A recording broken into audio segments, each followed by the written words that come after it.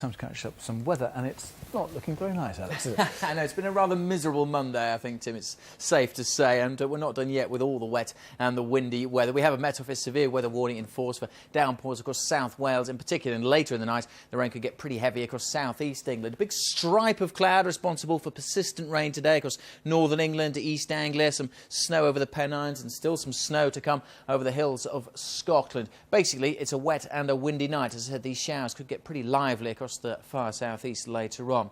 Temperatures will actually stay up quite a few degrees above freezing, 5 or 6 degrees, but if you are heading out at all tonight, it will feel cold because of all the rain and because of a strong wind. That wind is still with us tomorrow morning, and still some showers to come too across the southeast of England at first in particular. Elsewhere, a bit further north with parts of the Midlands, it might just start dry. There'll be outbreaks of rain still across much of East Anglia, and there will be a cold wind coming in off the North Sea. Feeling pretty chilly then across the East Midlands, Lincolnshire, much of Northern England, where it will be grey and damp to start the day, and still some outbreaks of rain to come across parts of southern and eastern Scotland. Perhaps something a bit dry into western Scotland. Things should brighten up through the day across Northern Ireland, but again, generally here it'll start off cloudy, still with some showers and still with a cold wind. And that cold wind in evidence across Wales too and the southwest of England. Although again here, many places may well start Tuesday dry.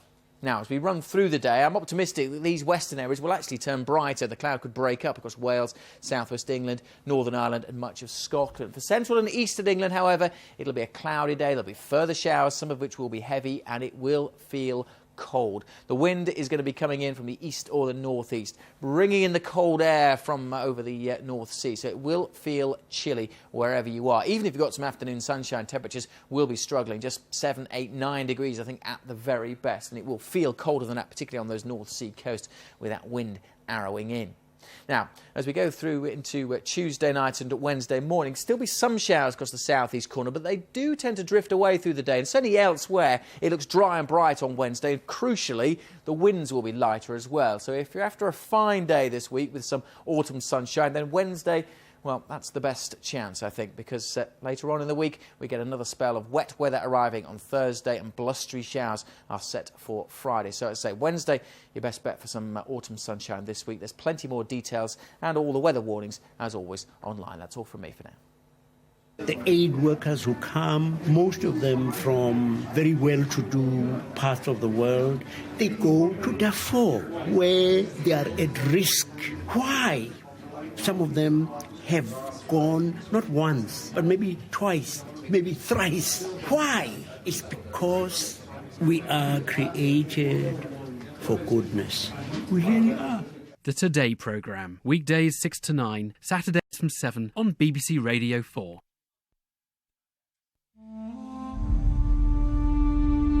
It's dynamic, chaotic, and always threatening to spin out of control. One of the most profound innovations in our human story.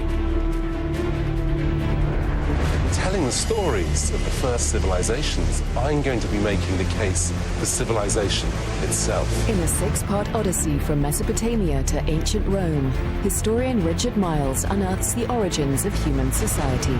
It's not the story of worlds long past, it's the story of us then. Ancient Worlds starts Wednesday at 9 on BBC Two.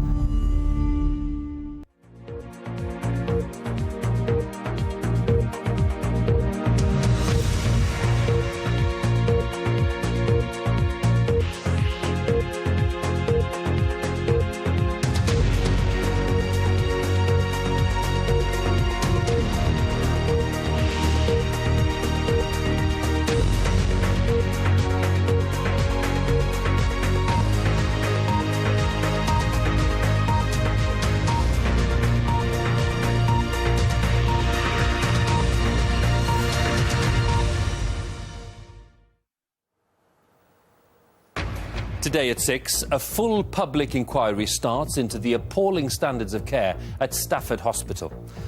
There were hundreds of avoidable deaths during a 3-year period, and families say it is time to get the whole truth. This was John, this was our son, and we will keep going until we get the right answers. And the counsel to the new inquiry said today that no aspect would be ignored.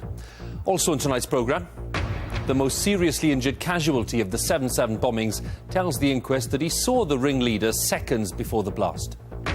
A London council worker who helped Romanians make illegal claims for benefits is jailed for 2 years. After the super jumbo engine problems, Rolls-Royce now says it's made progress in understanding the cause. And the Chilean miner who trained underground completes the New York Marathon, despite a painful knee. And I'll be here with Sports Day later in the hour on the BBC News Channel, including relegation for the referees, how the Stoke manager wants to punish poor decisions.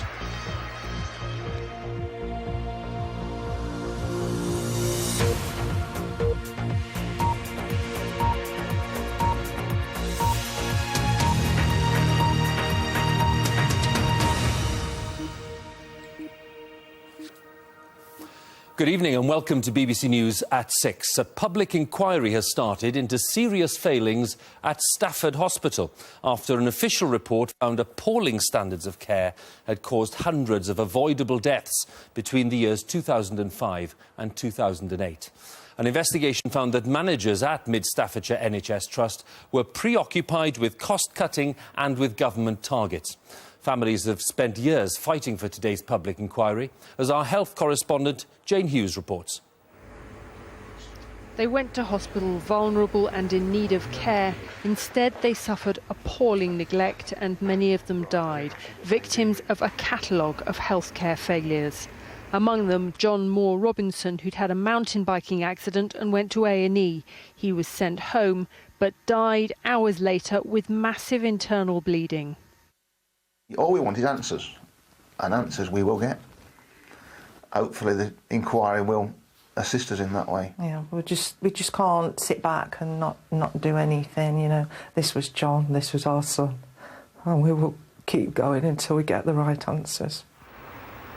A lot of people want answers about why patients here were left crying out in pain in soiled bedding so thirsty they were drinking from flower vases, about heart monitors switched off because nurses couldn't use them, and untrained A&E receptionists assessing patients.